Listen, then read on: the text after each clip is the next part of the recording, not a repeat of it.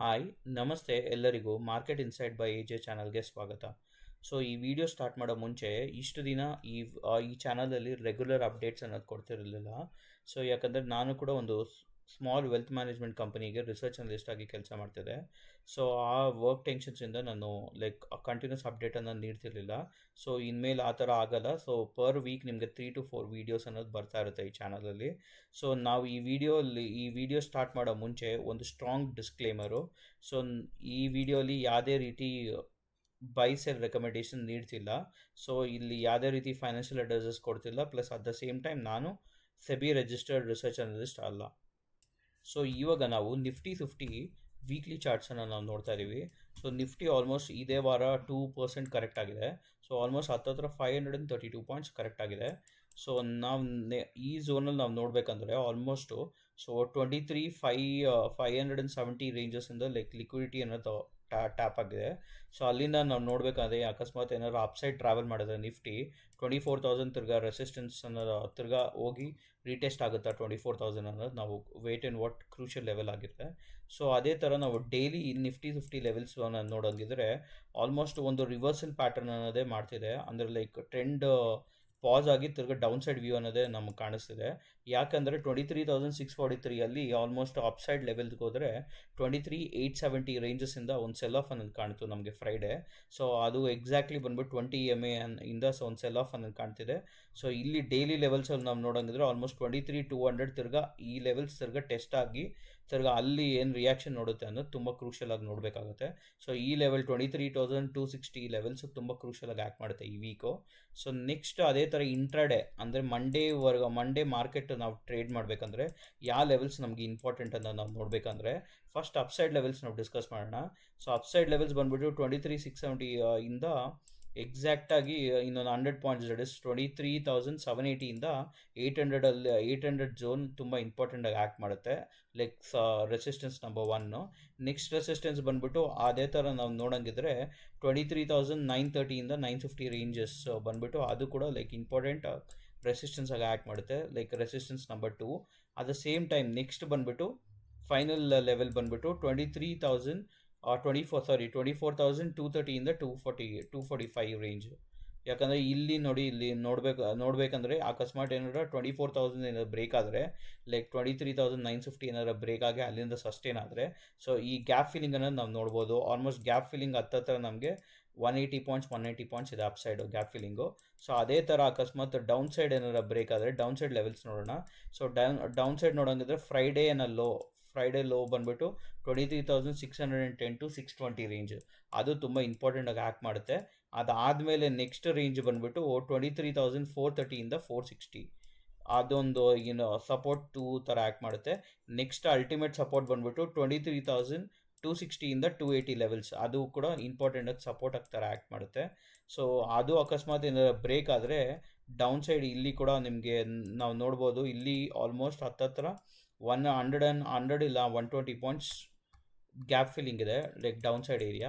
So ಇದು ಬಂದುಬಿಟ್ಟು next ಈ ಮಂಡೇಗೆ ನಾವು ನೋಡ್ಬೋದಾಗಿರೋ ಲೆವೆಲ್ಸ್ ನಾವು ನೋಡ್ಬೋದಾಗಿರೋದು. ನೆಕ್ಸ್ಟ್ ಬಂದುಬಿಟ್ಟು ಬ್ಯಾಂಕ್ ನಿಫ್ಟಿ ಇದೇ ಥರ ಕ್ವಿಕ್ಕಾಗಿ ಗ್ಲಿಮ್ಸ್ ಮಾಡ್ಕೊಂಡು ಬರೋಣ. ಸೊ ಬ್ಯಾಂಕ್ ನಿಫ್ಟಿ ನೀವು ನೋಡೋಂಗಿದ್ರೆ ವೀಕ್ಲಿ ಚಾರ್ಟ್ಸಲ್ಲಿ ನೀವು ನೋಡೋಂಗಿದ್ರೆ ಹತ್ತಿರ ಅದು ಕೂಡ 1,600 ಪಾಯಿಂಟ್ಸ್ ಕರೆಕ್ಟ್ ಆಗಿದೆ. ಸೊ -2.8% ಡೌನ್ ಸೈಡ್ ಮೂಮೆಂಟಮ್ ಬಂದಿದೆ. ಸೊ ಇದು ಕೂಡ ನಾವು ನೋಡೋಂಗಿದ್ರೆ ವೀಕ್ಲಿಯಲ್ಲೇ ಆಲ್ಮೋಸ್ಟು ತಿರ್ಗಾ 53,000 ಟುವರ್ಡ್ಸ್ ಎಬ್ಬಾಗೋ ಚಾನ್ಸಸ್ ತುಂಬ ಕಾಣಿಸ್ತಿದೆ ವೀಕ್ಲಿ ಔಟ್ಲುಕ್ಕಲ್ಲಿ. ಸೊ ಡೈಲಿಯಲ್ಲಿ ಕೂಡ ಆಲ್ಮೋಸ್ಟ್ ಬೇರಿಶ್ ಎನ್ಗಲ್ಫಿಂಗ್ ಅಂತ ಹೇಳೋಕ್ಕಾಗಲ್ಲ, ಬಟ್ ಬೇರಿಶ್ ಹರಾಮಿ ಕ್ಯಾಂಡಲ್ ಅನ್ನೋದು ಫಾರ್ಮೇಷನ್ ಆಗಿದೆ. ಅಂದರೆ ಸ್ಲೋ ಆಗಿ ಈ ಗ್ರೀನ್ ಕ್ಯಾಂಡಲ್ ಅನ್ನೋದು ರೆಡ್ ಕ್ಯಾಂಡಲಿಂದ ಸ್ವಲ್ಪ ಕವರ್ ಆಗಿದೆ, ಮೋಸ್ಟ್ ಆಫ್ ಇಟ್ ಕವರ್ ಆಗಿದೆ. ಸೊ ನೋಡಬೇಕಾಗತ್ತೆ ಏನಾರ ಮೊಮೆಂಟಮು.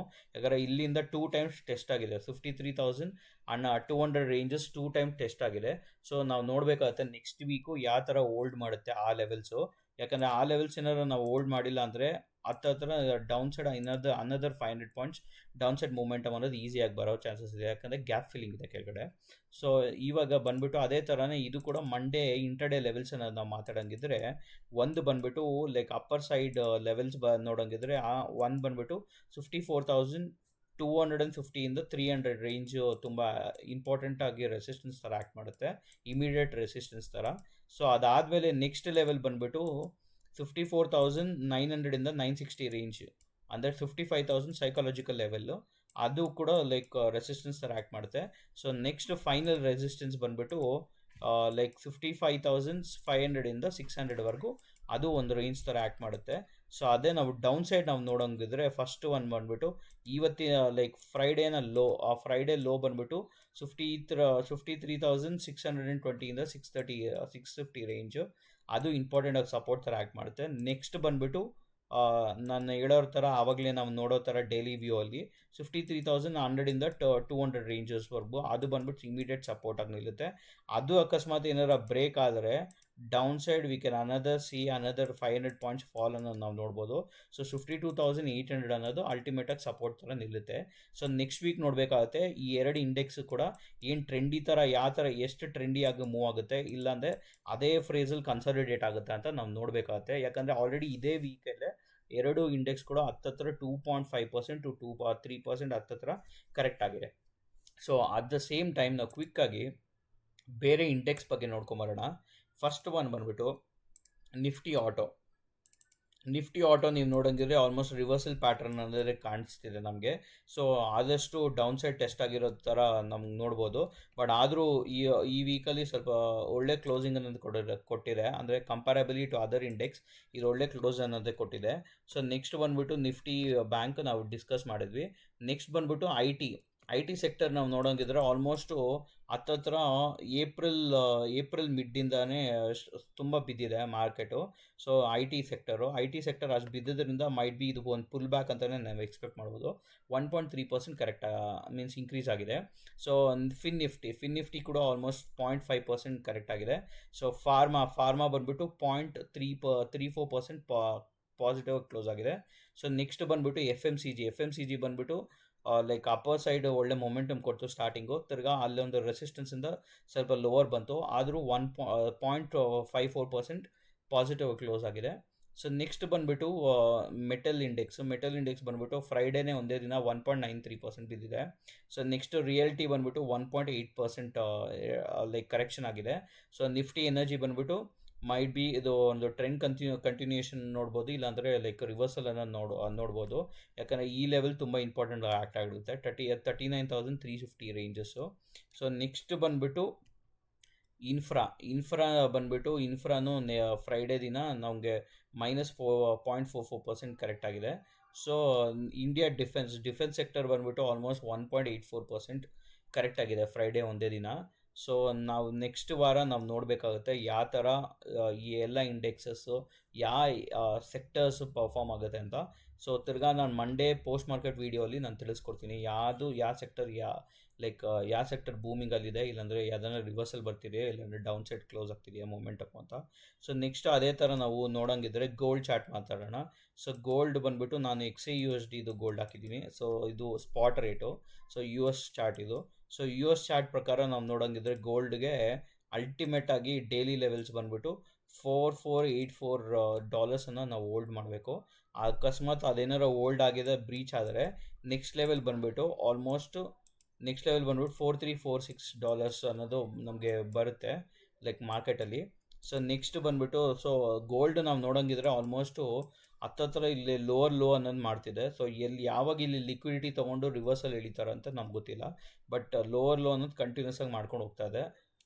ಪ್ಲಸ್ ನೆಕ್ಸ್ಟ್ ಬಂದುಬಿಟ್ಟು ಸಿಲ್ವರು ನಾವು ನೋಡೋಂಗಿದ್ರೆ ಆಲ್ಮೋಸ್ಟು ನಾವು ಔನ್ಸ್ ಚಾರ್ಟ್ ನೋಡೋಂಗಿದ್ರೆ ಸಿಲ್ವರ್ ಕೂಡ ಅಷ್ಟೇ ನೋಡಿ, ಲಾಸ್ಟ್ ಸ್ವಿಂಗ್ ಅನ್ನೋದು ಬ್ರೇಕ್ ಆಯಿತು ಮೇಲೆ, ಬಟ್ ಅಲ್ಲಿಂದ ತಿರ್ಗಾ ಒಂದು ಸಪ್ಲೈ ಝೋನ್ ಅನ್ನೋದು ಇಟ್ಕೊಂಡು ತಿರ್ಗಾ ಅಲ್ಲಿಂದ ಕೆಳಗಡೆ ಬಿತ್ತು, ಸಪ್ಲೈ ಝೋನಿಂದ ಕೆಳಗಡೆ ಶಾರ್ಪಾಗಿ ಬಿದ್ದಿದೆ. ಸೊ ನೆಕ್ಸ್ಟ್ ವೀಕ್ ನಾವು ನೋಡಬೇಕಾಗುತ್ತೆ ಈ $71 ಏನಾರು ಹೋಲ್ಡ್ ಆಗುತ್ತಾ ಸಿಲ್ವರಲ್ಲಿ, ಇಲ್ಲಾಂದರೆ ಅದಕ್ಕಿಂತ ಇನ್ನೂ ಕ್ರ್ಯಾಶ್ ಆದರೆ $60-61 ಬಂದು ಬೀಳ್ಬೋದು ಸಿಲ್ವರ್ ಆ್ಯಕ್ಚುಲಿ. ಸೊ ಇದು ಡಾಲರ್ ವೈಸು, ಇದು ಯಾವುದೇ MCX ಚಾರ್ಟ್ ಅಲ್ಲ. ಸೊ ಇದು ನಿಮ್ಮ ಕಂಪ್ಯಾರಬಲ್ ನೀವು ಮಾಡ್ಕೋಬೋದು ಆ್ಯಕ್ಚುಲಾಗಿ. ಸೊ ನೆಕ್ಸ್ಟ್ ಅದೇ ಥರ ಬಂದುಬಿಟ್ಟು ಕಮಾಡಿಟೀಸ್ ಬಗ್ಗೆ ಮಾತಾಡೋದಂದರೆ ಕ್ರೂಡ್ ಆಯಿಲ್ ಬಗ್ಗೆ ಮಾತಾಡೋಣ. ಕ್ರೂಡ್ ಆಯಿಲು ಲೈಕ್ ನಮಗೆ ಫ್ಯೂಚರ್ಸ್ ಅನ್ನೋಕ್ಕಿಂತ ಬ್ರೆಂಟ್ ಬಗ್ಗೆ ಮಾತಾಡೋಣ. ಬ್ರೆಂಟ್ ಕ್ರೂಡಲ್ಲಿ ನೀವು ನೋಡೋಂಗಿದ್ರೆ ಆಲ್ಮೋಸ್ಟು ಬ್ರೆಂಟ್ ಕ್ರೂಡ್ ಬಂದ್ಬಿಟ್ಟು $105 ಟ್ರೇಡ್ ಆಗ್ತಿದೆ. ಸೊ ಬಂದ್ಬಿಟ್ಟು $113 ಮಾಡಿದೆ. ಸೊ ಇದು ಬಂದ್ಬಿಟ್ಟು mainly because of Middle East ಟೆನ್ಷನ್ಸಿಂದನೇ ತುಂಬ ಕ್ಲೈಂಬ್ ಆಗ್ತಿದೆ. ಸೊ ಇದರಿಂದನೇ ನಮಗೆ ಎಫೆಕ್ಟ್ ಎಲ್ಲ ಕಾಣಿಸ್ತಿರೋದು ನಮ್ಮ ಎಕಾನಮಿಗೆ. ಯಾಕಂದರೆ ನಾವೆಲ್ಲ ಎಮರ್ಜಿಂಗ್ ಎಕಾನಮೀಸ್ಗೆ ಯಾವಾಗ ಕ್ರೂಡ್ ಜಾಸ್ತಿ ಆಗುತ್ತೋ ಆವಾಗ ನಮಗೆ ಇಂಪೋರ್ಟ್ ಬಿಲ್ಲು ಎಲ್ಲ ಜಾಸ್ತಿ ಆಗುತ್ತೆ. ಸೊ ಅದೇ ರೀಸನಿಂದನೇ ಮಾರ್ಕೆಟು ಈ ಥರ ರಿಯಾಕ್ಷನ್ ಆಗ್ತಿದೆ.